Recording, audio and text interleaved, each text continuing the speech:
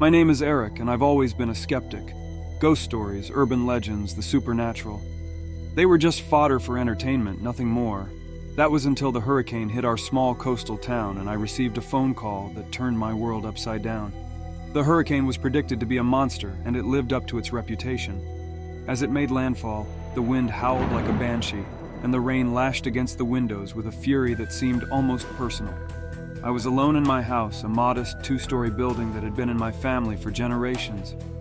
I thought I was prepared, but nothing can truly prepare you for the wrath of nature.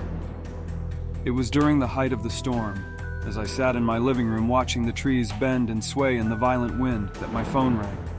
The sound was jarring against the cacophony of the storm. I glanced at the caller ID, but there was no number, just an ominous unknown. Curiosity overcame my apprehension, and I answered. "Hello?" The line was filled with static at first, then a voice came through, faint and distorted. "Eric, you need to leave the house, now." The voice was unfamiliar, a woman's voice tinged with urgency.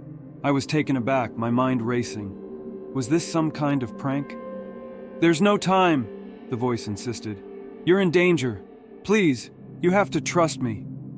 I was about to dismiss it as a sick joke when a sudden, inexplicable fear gripped me. The voice sounded so earnest, so genuinely concerned. Against my better judgment, I found myself heeding its warning.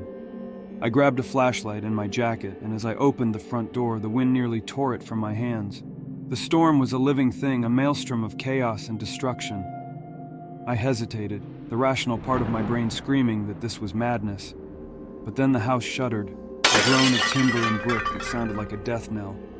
I stepped out into the storm, the rain pelting me, the wind a physical force that threatened to sweep me off my feet. I made my way to the storm cellar, a relic from the days when tornadoes were the biggest concern. As I descended the steps and closed the door behind me, I heard a sound that chilled my blood, the unmistakable crash of my house collapsing. I sat in the dark cellar, my heart pounding, my mind a whirlwind of questions. Who was the woman on the phone? How did she know my name, and more importantly, how did she know my house would fall? Hours passed, the storm raging above me. When it finally abated, I emerged from the cellar to a scene of devastation. My house was a pile of rubble, unrecognizable.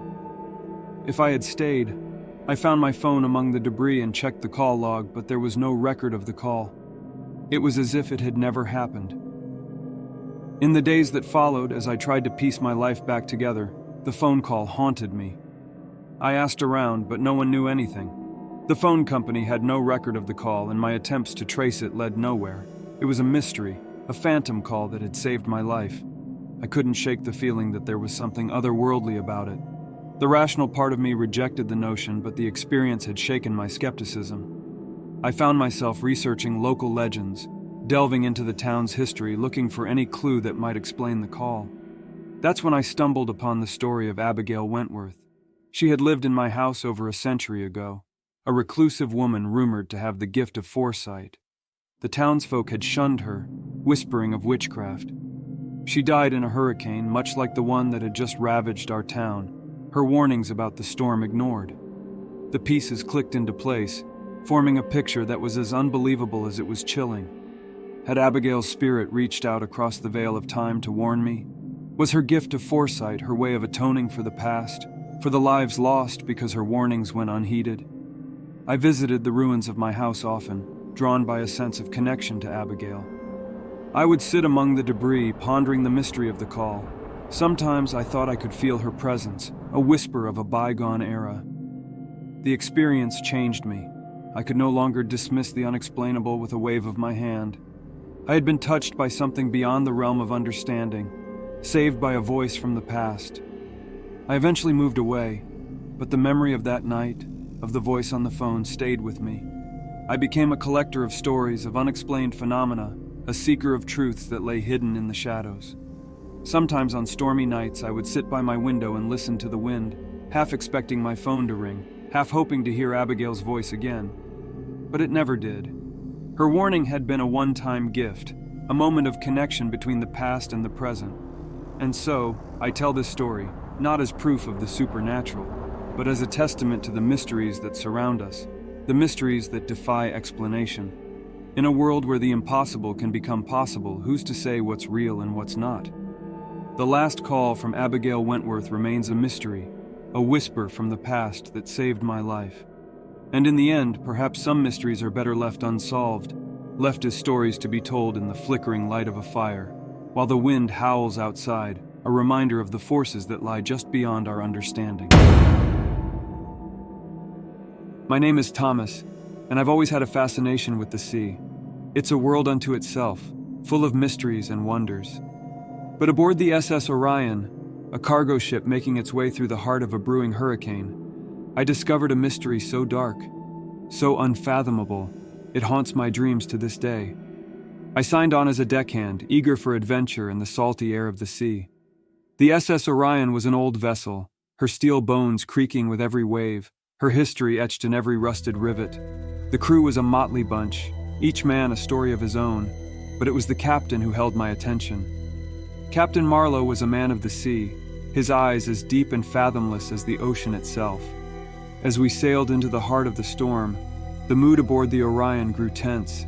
The sea turned violent, monstrous waves crashing against the hull, the wind howling like a pack of ravenous wolves. I found myself drawn to the deck, mesmerized by the raw power of nature. It was during one of these vigils that I first heard it, a sound that didn't belong to the storm. It was a scraping, clanging noise coming from below deck. Curious and a bit unnerved, I made my way down to the lower levels of the ship. The bowels of the Orion were a labyrinth of corridors and storage rooms, dimly lit and smelling of oil and salt. The sound grew louder as I approached the cargo hold, a rhythmic clang that echoed off the metal walls. I hesitated at the door to the hold, a sense of dread washing over me. Something was wrong. I could feel it in my bones. But my curiosity pushed me forward, and I opened the door. The sight that greeted me was beyond comprehension. The cargo hold was vast, filled with crates and containers, but it was the center of the room that held my gaze. There, amidst the cargo, was a large, ancient-looking chest, its wood dark and weathered, bound in iron, and it was moving. The chest heaved and shuddered, the clanging sound coming from within. I stepped closer, my heart pounding in my chest. The lid of the chest was bulging outward, as if something inside was trying to break free. I should have run, should have alerted the crew, but I was rooted to the spot, transfixed by the impossible scene before me. And then, with a sound like the world splitting apart, the chest burst open. What emerged from the chest was a nightmare made flesh. It was a creature of the deep, its body slick and black, tentacles writhing and twisting in the air. Its eyes, if you could call them that, were dark voids, and its mouth was a gaping maw filled with razor-sharp teeth. I screamed, a sound lost in the roar of the storm, and stumbled backward. The creature surged forward, its tentacles reaching for me.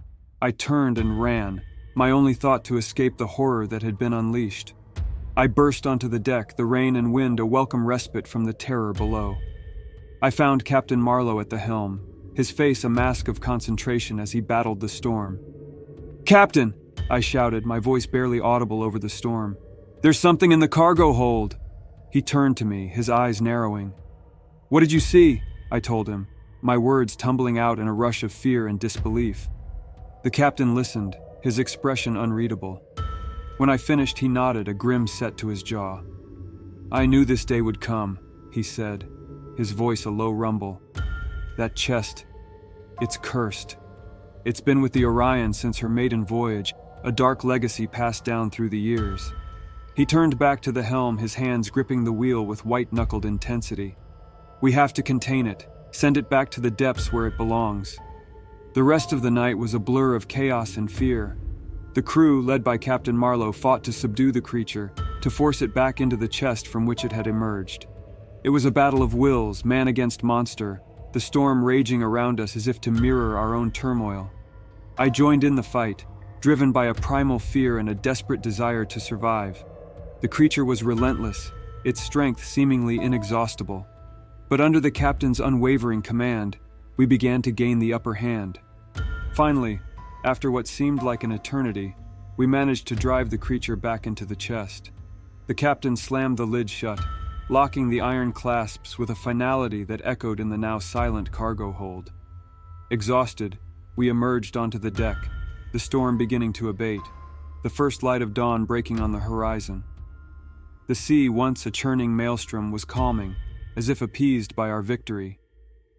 Captain Marlowe stood at the railing, staring out at the ocean.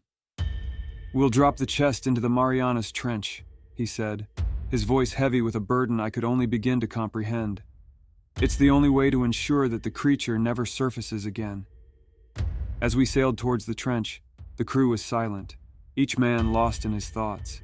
The chest, now secured with heavy chains, sat like a malevolent presence in the cargo hold, a reminder of the horror we had faced. When we reached the trench, the deepest part of the ocean, we lowered the chest into the water.